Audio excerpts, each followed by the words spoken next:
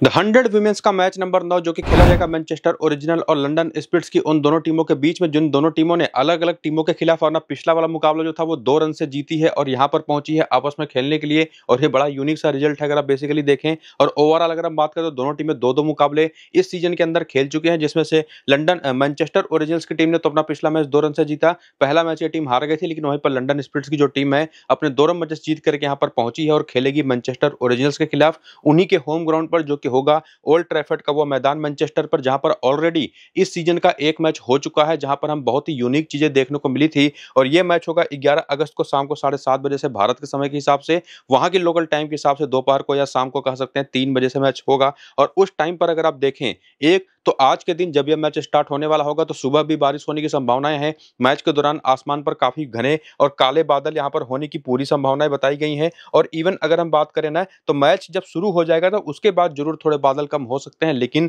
जो उसके पहले की बारिश की संभावनाएं हैं या जो घने काले बादल होंगे मैदान पर, वो काफी हद तक ऐसा मौसम बना देंगे कि शुरुआत में तेज गेंदबाजों के लिए यहाँ पर हेल्प क्रिएट होगी। और इवन ये तो वेदर के बारे में बात हो गई जो आज के इस मैच में होने वाला है, लेकिन जो यहाँ पर ऑलरेडी एक मैच खेला जा चुका है जो कि खेला गया था मैनचेस्टर ओरिजिनल्स और साउदर्न ब्रेव की टीम के खिलाफ, उसमें भी हमने क्लियर कट देखा कि पूरी तरह से बॉलिंग फ्रेंडली पिच वहां पर थी। रन बनाना आसान था नहीं, ना सिर्फ विमेंस मैच में बल्कि जस्ट इसी के बाद एक मेंस का भी मैच हुआ था, उसमें भी एक लो स्कोरिंग गेम देखने को मिला था। 130 के अराउंड दोनों इनिंग में स्कोर बना था और उस 130 प्लस के स्कोर को भी चेज करना बहुत मुश्किल हो गया था लास्ट में, हालांकि वो स्कोर चेज हो गया। और इवन पहला ये जो मैच विमेंस का खेला गया था यहाँ पर भी 95 का स्कोर चेज हो गया। तो जनरली आप ये कह सकते हैं कि जो हमने पहले मैच में देखा कि जो बॉलिंग फ्रेंडली यहाँ पर कंडीशंस बनती दिखाई पड़ रही है वेदर के बेसिस पर भी, पिच की बेसिस पर भी, वो पहली इनिंग में रन बनाने को मुश्किल जरूर कर देगी, लेकिन जो छोटा स्कोर बनेगा ना उसी की वजह से सेकंड इनिंग में बैटिंग करना थोड़ा इजी हो जाएगा, या आप कह सकते हैं कि स्कोर को चेस करना थोड़ा आसान हो जाएगा। वरना ऐसा भी नहीं है कि सेकंड इनिंग में बहुत अच्छी कंडीशन हो जाती है बैटिंग के लिए। तो ओवरऑल अगर आप देखें तो पिछले मैच में भी 95 का स्कोर चेज करते हुए साउदर्न ब्रेव की टीम ने मैनचेस्टर ओरिजिनल को हराया। और इवन अगर आप देखें पिछले 6 मुकाबले में टोटल जिसका स्कोर कार्ड यहाँ पर आप देखेंगे, उसमें भी 5 बार सेकंड बैटिंग करने वाली टीमें ही यहाँ पर मैचेस जीती हैं, जिसमें 2025 के दौरान ही 3 और टी20 के विमेंस टी20 के मुकाबले यहाँ पर मैंने स्कोर कार्ड में शामिल किए हैं, जहां पर 148 का स्कोर चेज हुआ है, 123 का स्कोर चेज हुआ है 7 विकेट से। यहाँ पर इंग्लैंड के 126 के स्कोर को इंडियंस विमेंस टीम ने भी चेज करके 6 विकेट से मैच को जीता था। और ये 2 और मुकाबले हैं पिछले साल के द 100 विमेंस कॉम्पिटिशन के मैचेस, जहां पर 151 का स्कोर तो डिफेंड हो गया, लेकिन 125 का स्कोर यहाँ पर चेज हो गया। तो सीधे सीधी बात है, अगर कोई टीम बहुत अच्छी बैटिंग करके 140 150 प्लस का स्कोर बना दे तो वो स्कोर डिफेंड हो जाएगा, वरना वो चीज करना तो काफी मुश्किल है और फिर उसके बाद स्कोर को डिफेंड कर पाना भी मुश्किल हो जाएगा। और ओवरऑल इन 6 मैचेस में 34 विकेटें स्पिन को, पेस को मिली है 26 विकेटें। जनरली ज्यादातर विकेटें स्पिनर्स को पहली इनिंग में मिल जाती हैं, चूंकि प्रेशर ऐसा बन जाता है कि विकेटें जाती ही जाती हैं। और ओवरऑल कैसी पिच होगी ये आपको मैंने बता दिया, वेदर कैसा रहेगा ये भी बता दिया, लेकिन जो फाइनल अपडेट्स होंगे वेदर को लेकर के और पिच को लेकर के, हालांकि पिच रिपोर्ट आता है नहीं इस तरीके के टूर्नामेंट्स में, तो पिच रिपोर्ट मिलना लगभग नामुमकिन है, लेकिन वेदर कैसा होगा उस टाइम पर टॉस के बाद वो आपको मैं टेलीग्राम और व्हाट्सएप पर बता दूंगा। उसी से काफी हद तक डिसाइड हो भी जाएगा पिच कैसा व्यवहार करने वाली है, और उसकी बेसिस पर जो फाइनल टीम बनेगी वो भी टेलीग्राम और व्हाट्सएप पर आपको मैं बता दूंगा। और ये भी बता दूं कि अभी तक मैं ये 9वें मैच का वीडियो बना रहा हूं, 8वां मैच होने वाला है अभी, लेकिन इसके पहले के जो 7 मैचेस चाहे मेंस के रहे हो चाहे विमेंस के रहे हो, सारे मैचेस हमने जीते हैं। एक मैच केवल मेंस का ऐसा गया था जो कि नो प्रॉफिट नो लॉस था, लेकिन उसमें भी लॉस नहीं हुआ था। तो कमाल के मैचेस हमारे जा रहे हैं, तो उसके लिए टेलीग्राम और व्हाट्सएप को ज्वाइन करके रखिए ऐसी टीमों के लिए। जल्दी से जाकर के लिंक आपको इसी वीडियो के डिस्क्रिप्शन में और कमेंट बॉक्स में जो पिन किया हुआ कमेंट है वहां पर देखने को मिल जाएगा। तो जल्दी से जाकर के टेलीग्राम और व्हाट्सएप चैनल के लिंक को क्लिक करके ज्वाइन हो जाइए। और फिलहाल देखिए क्या प्लेइंग 11 और बैटिंग ऑर्डर बनता दिखाई पड़ रहा है विमेंस टीम का, जो कि मैनचेस्टर ओरिजिनल्स की टीम है, जिनका टॉप 4 तो बहुत ही स्ट्रांग है, जिसमें टॉप 4 में अगर आप देखें ना 3 तो ऐसी हैं कि जो कि 4-4 ओवर की बॉलिंग भी करके दे देती हैं। इसके बाद सीरीन इस्माइल है, एलिस मोनागन है, ये उतनी जरूरी प्लेयर है नहीं। सोफी क्लेस्टन एक बहुत ही इंपॉर्टेंट प्लेयर आज बन सकती है, और इवन कप्तान है, बस कप्तान की सबसे शानदार ऑप्शन। और इसको डेटा की वजह से या इनके बड़े नाम की वजह से मैं ये चीज नहीं कर रहा, इसका एक और रीजन है जो आगे आपको बताऊंगा। बाकी फी मॉरिस है, डैनियल ग्रेगरी है, महिका कौर है, लॉरेन फाइलर हैं, तो टीम तो काफी स्ट्रांग दिखाई पड़ती है, जिसमें आपको मैंने जो बता ही दिया कि टॉप 4 में से 3 लोग तो आपको पूरे 4-4 ओवर की बॉलिंग पिछले मैच में भी, जिसमें कैथरीन ब्राइस है, अमेलिया केर है, डेनड्रा डॉटिन है, करते दिखाई पड़ी थी। बाकी सोफी क्लेस्टन भी आपको पूरे 4 ओवर करके देंगी,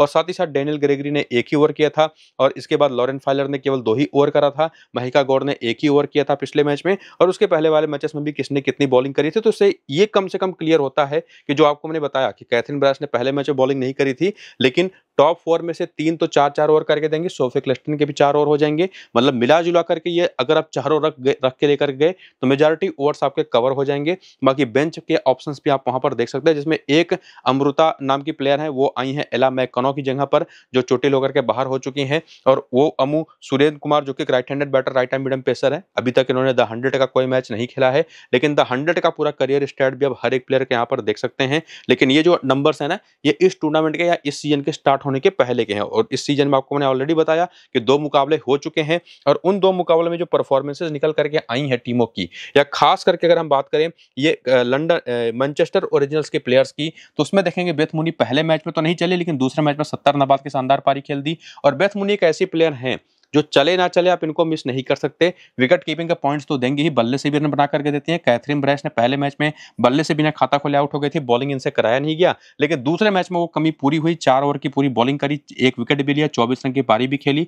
और ये भी एक बहुत अच्छी डिफरेंशियल कप्तान है, बस कप्तान के ऑप्शन बन जाती हैं, सीधे हमारी स्मॉल लीग की टीम में भी आ जाती हैं। अमेलिया केयर को लेकर के मुझे तो नहीं लगता कि किसी के दिमाग में कोई क्वेश्चन होगा। अगर किसी को जरा सा भी विमेंस क्रिकेट का पता है तो अमेलिया केयर अगर किसी मैच के अंदर हैं तो फैंटेसी में वो कप्तान ही होती है लगभग जनरली सभी की टीम की, या वाइस कप्तान मिनिमम। बाकी डिएंड्रा डॉटिंग को लेकर भी मैं वही कहूंगा, हालांकि परफॉर्मेंस अभी तक निकल करके दोनों मैचेस में आई नहीं है, केवल 1 विकेट है, 17 रन है दोनों मैचेस में मिला करके, लेकिन इनको भी आप मिस आउट नहीं कर सकते, स्पेसिफिकली इन स्मॉल लीग की टीम।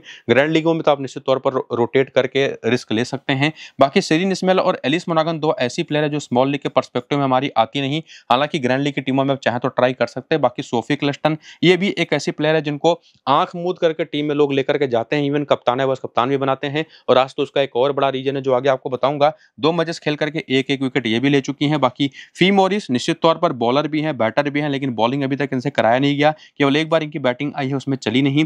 बाकी डेनियल ग्रेगरी जैसा कि आपने पीछे देखा भी, 1 ओवर या मैक्सिमम 2 ओवर के आसपास इनको मिलते दिखाई पड़ेंगे, चूंकि और भी ऑप्शन इनके पास हैं, लॉरेन फाइलर है, महिका गौर है, डेनियल ग्रेगरी खुद हैं, हो सकता है फी मॉरिस को भी ओवर मिल जाए। तो इन चारों को मिला करके 4 ओवर मिलेंगे, जिसमें फी मॉरिस ने नहीं भी बॉलिंग करी तो इन तीनों को मिला करके पूरे 4 ओवर मिलेंगे। और ये तीनों की तीनों बॉलिंग ऑप्शन इसी वजह से सीधे सीधे टीम से बाहर हो जाती है। हाँ, किसी को अगर आप ट्राई करना चाहें तो निश्चित तौर से वो ऑप्शन लॉरेन फाइलर हो सकती है, बड़ी खिलाड़ी हैं, पिछले मैच में खेली भी थी, विकेट हालांकि नहीं मिला, लेकिन निश्चित तौर पर। और इवन ये चीज आप महिका गौर को भी लेकर के कह सकते हैं, जिनको पिछले दोनों मैच में विकेट नहीं मिला है, लेकिन अगर नई बॉल की गेंदबाजी मिली, पहली इनिंग की बॉलिंग हुई, तब तो ये दोनों की दोनों काफी इंपॉर्टेंट बॉलिंग ऑप्शन बन जाती है। लेकिन कब, ये चीज आपको मैंने क्लियर कर दिया, पहली इनिंग की बॉलिंग में। ये चीज आपको काफी आसानी से और काफी खास तरीके से दिमाग लगा करके सुनना है। और बाकी जो बेंच है वो उतनी इंपॉर्टेंट प्लेयर्स इसमें है नहीं, हालांकि जो अमू सुरेन कुमार एक रिप्लेसमेंट आई हैं, ये डोमेस्टिक सीजन बहुत अच्छा खेल करके आई है एज ऑलराउंडर, अगर खेलती हैं तो बहुत इंटरेस्टिंग पिक हो सकती हैं।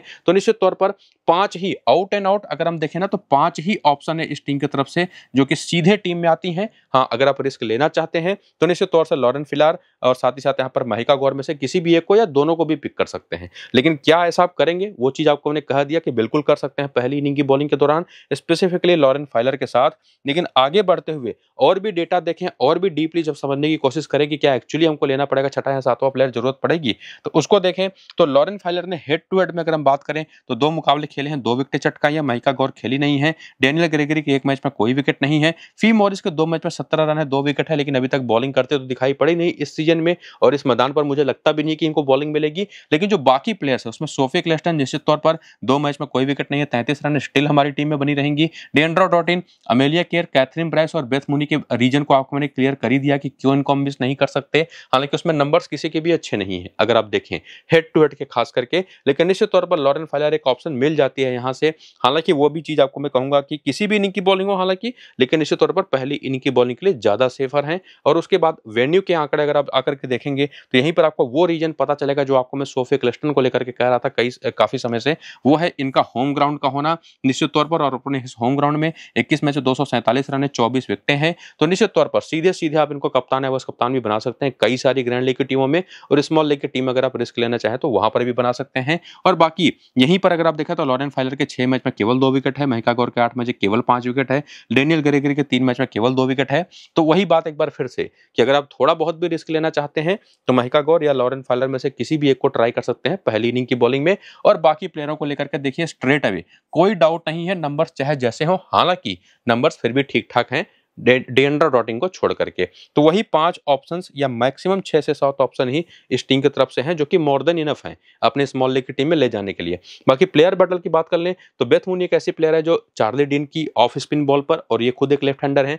एक बार आउट हो चुके हैं। बाकी ग्रेस हैरिस की ऑफ स्पिन पर भी एक बार आउट हुई हैं, लेकिन ठीक-ठाक रन बना करके। लेकिन इजी वोंग पर भी एक बार आउट हुए हैं, चार्ली नॉट भी एक ऑफ स्पिनर हैं। तो अगर आप देखें तो सामने की टीम में 3-3 ऑफ स्पिनर हैं और ये एक लेफ्ट हैंडर हैं, तो इनके खिलाफ रिस्क तो एक रहेगा। तो मैं सीधा-सीधा कहूँगा कि इनको कप्तान है वाइस कप्तान बनाने से पहले एक बार सोचिएगा ज़रूर। और ये तीनों पावर प्ले में आकर के बॉलिंग कर सकती हैं। हालाँकि ग्रेस हैरिस को अभी इस सीजन में 2 मैच में केवल 1 ही बार बॉलिंग मिली है, वो भी आखिरी ओवर। तो निश्चित तौर पर चार्ली डीन और चार्ली नॉट तो रहेंगी ही। तो ये एक रिस्क इनके खिलाफ रहेगा। बाकी कैथरीन ब्रास की बात करें तो तारा नॉरिस पर 2 बार आउट हो चुके हैं, इजी वोंग पर 1 बार आउट हो चुके हैं, चार्ली डीन, चार्ली नॉट और सारा ग्लेन पर भी 1-1 बार आउट हो चुकी हैं। डिएंड्रे डॉटिंग की बात करें तो वेस्ट इंडियन प्लेयर हैं, तो स्पिन के खिलाफ तो खराब खेलते ही हैं। और बाकी भी बॉलर्स जो हैं इंडिविजुअली उनके खिलाफ तो इसमें से किसी भी चारों के खिलाफ 2-2 गेंदें या 1 गेंदें जब फेस करी हैं, 1-1 बार आउट हो चुके हैं, रन किसी के खिलाफ नहीं है। इसके बाद अमेलिया केर भी सारा ग्लेन पर 2 बार और ईवा ग्रे पर 1 बार आउट हो चुकी हैं। Sarah Glenn specifically leg spinner के तौर पर परेशान करते हैं राइट हैंडर्स को।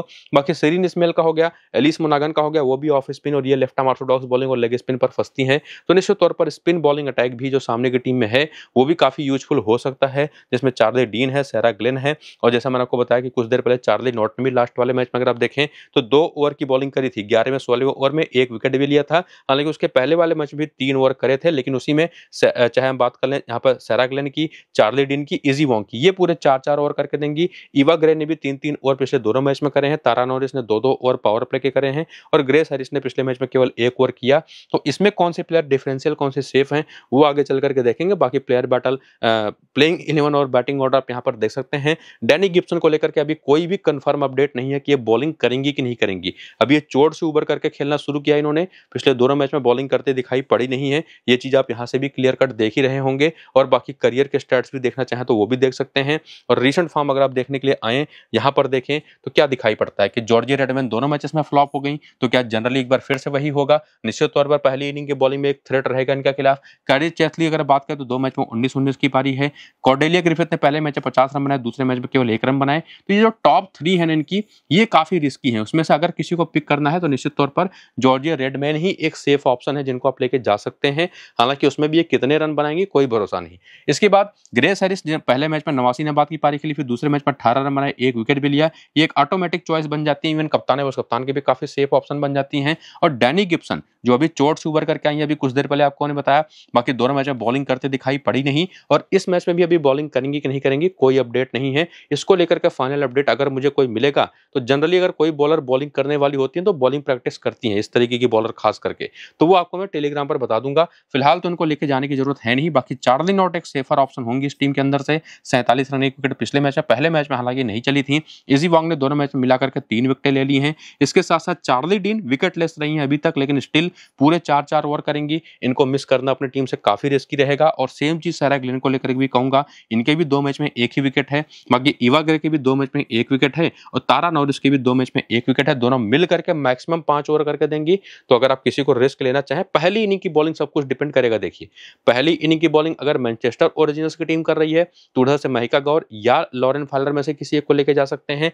पहली इनिंग की बॉलिंग ये टीम कर रही होगी तो ईवा ग्रे तो नहीं, लेकिन तारा नॉरिस को मैं जरूर सजेस्ट करूंगा, क्योंकि आपने देखा पीछे यही पावर प्ले में बॉलिंग भी करती है। तो जो पावर प्ले में बॉलिंग कर रहा होगा ना, सामने की टीम की तरफ से भी 2 ऑप्शन था, इधर से भी 2 ऑप्शन है। तो जो भी टीम पहली इनिंग की बॉलिंग कर रही है और उसमें जो बॉलर पावर प्ले की मेजर बॉलर है और अगर उसमें कॉमनली डेथ ओवर की भी वो बॉलिंग कर रही हो तो निश्चित तौर पर वो बॉलर बेस्ट है। वो चीज आप देख चुके हैं दोनों टीम के प्लेइंग 11 के टाइम पर कि कौन कहां पर बॉलिंग करता है, यह चीज आपको ने बता दिया। और ओवरऑल इस टीम की तरफ से भी 5 ही सेफ ऑप्शंस हैं। एक रिस्की ऑप्शन जॉर्जिया रेडमैन का है, बाकी 2 बॉलिंग ऑप्शन जो आपको ने बताया कंडीशनली, उनको आप पिक कर सकते हैं। तो दोनों टीमें काफी बैलेंस तो जरूर दिखाई पड़ती हैं, लेकिन अभी तक के इस पूरी एनालिसिस की बेसिस पर आप सीधे सीधे कह सकते हैं मैनचेस्टर ओरिजिनल्स की टीम ज्यादा सुपीरियर दिखाई पड़ रही है फिलहाल के लिए, और उनका होम ग्राउंड भी है तो एक एडवांटेज भी है।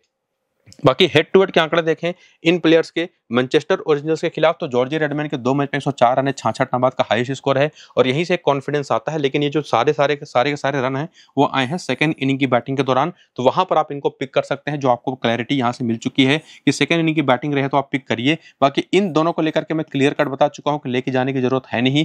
ग्रेस हैरिस निश्चित तौर पर खेली नहीं है हेड टू हेड में, लेकिन इनको आप मिस भी नहीं कर सकते। और साथ ही साथ डैनी गिब्सन की भी बॉलिंग को लेकर के क्या अपडेट रहेगा उस पर डिपेंड करेगा कि इनको लेना है या नहीं लेना है, लेकिन चाहे वो चार्ली नॉट हो, चाहे वो इजी वोंग हो, चाहे वो चार्ली डीन हो, चाहे वो सारा ग्लेन हो, इन चारों को हमको मिस नहीं करना है। बाकी आपको मैं क्लियर कर चुका हूँ। इवा ग्रे जिनके हेड टू हेड में 3 मैच में 3 विकेट है, तारा नॉरिस के 1 मैच में कोई विकेट नहीं है।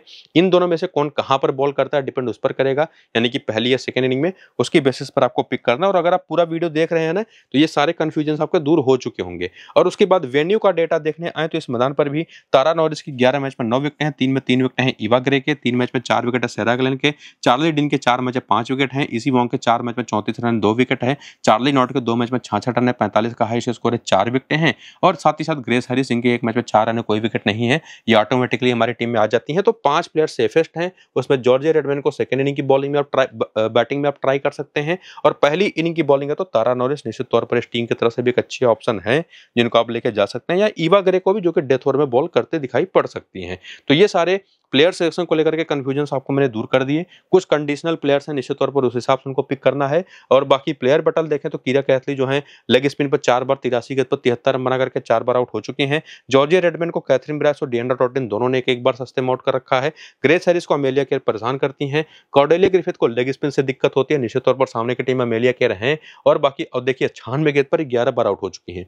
और उसके बाद कैथरीन ब्राइस और एलिस मोनागनकर भी एक बार सस्ते में आउट हो चुकी हैं। इसके बाद यहाँ पर चार्ली नॉट और उधर डैनी गिब्सन, और सारी की सारी जो खिलाड़ी हैं, लेफ्ट आर्म ऑर्थोडॉक्स बॉलिंग हो गई, लेग स्पिन बॉलिंग हो गई, दोनों टीमों की तरफ से वो परेशान होती ही हैं स्पिन खेलने को लेकर के। बाकी आज के इस मैच में अगर आप फैंटेसी टीम बना लेंगे तो आप देखेंगे अमेलिया केयर और ग्रेस हैरिस दो सबसे कॉमन कप्तान है, बस कप्तान के ऑप्शन है जो सभी के टीम में है। इसमें बेथ मूनी भी एक ऑप्शन है, जॉर्जिया रेडमैन सेकंड इनिंग की बॉलिंग के लिए, और डिएंड्रा टॉटिन तो डेफिनेट तौर पर एक अच्छी ऑप्शन है पहली इनिंग की बॉलिंग सेकंड इनिंग की बैटिंग के लिए। शानदार कप्तान है, बस कप्तान के ऑप्शन, या वाइस एंड वर्सा, उसको उल्टा भी कर सकते हैं, तो इनको भी आप ट्राई कर सकते हैं। बाकी अभी के लिए ये सेफेस्ट स्मॉल लीग की टीम है जिसको आप बना करके सेव कर सकते हैं। जिसमें मैंने अभी जॉर्जिया रेडमैन को अगर आप देखें तो पिक नहीं किया, केवल लिया है जॉर्जिया रेडमैन को, बेथ मूनी को भी लिया है, लेकिन जॉर्जिया रेडमैन को लेना है सेकंड इनिंग की बैटिंग में ही। बाकी ग्रेस हैरिस हैं, बाकी अगर आप देखें तो 6 ऑलराउंडर्स हैं और 2 बॉलर्स हैं। तो ये चीज आपको करनी है फिलहाल। फाइनल टीम जो होगी और वेदर के बारे में फाइनल जो अपडेट होगा वो आपको मैं टेलीग्राम और व्हाट्सएप पर बता दूंगा। लिंक आपको टेलीग्राम व्हाट्सएप का इसी वीडियो के डिस्क्रिप्शन में और पिन कमेंट में देखने को मिल जाएगा। तो पूरा वीडियो देख करके टेलीग्राम और व्हाट्सएप को ज्वाइन कर लीजिए। ये वीडियो फिलहाल यहाँ पर करते हैं खत्म, चलते हैं, नमस्कार।